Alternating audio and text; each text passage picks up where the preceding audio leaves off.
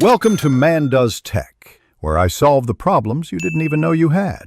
In this video, I will show you how to play True Love Waits on guitar. First, you will need to place a capo on the 6th fret of your guitar. The song primarily uses 4 main chords: C major 7, G major, a minor 7, and F major 7.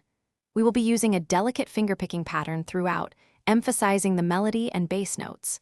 This approach captures the song's melancholic and beautiful essence, making it a rewarding piece to learn. For the verse, the chord progression is C major 7, G major, a minor 7, and F major 7. The fingerpicking pattern involves your thumb playing the bass note, followed by your index, middle, and ring fingers plucking the 3rd, 2nd, and 1st strings respectively.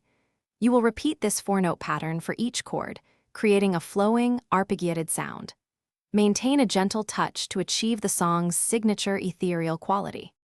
Moving into the chorus, you will find the chord progression is quite similar to the verse, maintaining the familiar C major 7, G major, a minor 7, and F major 7 sequence. The bridge, however, introduces a slight variation with a D minor 7 chord, adding a subtle shift in harmony. Continue to use the same delicate fingerpicking pattern throughout these sections, ensuring a smooth and consistent sound. Pay close attention to the emotional shifts in the music. The outro of True Love Waits gently resolves and fades out on the C major 7 chord, bringing the piece to a peaceful close. To master this song, practice slowly with a metronome, gradually increasing your speed as your accuracy improves. Listen carefully to the original recording to internalize the precise timing and emotional nuances.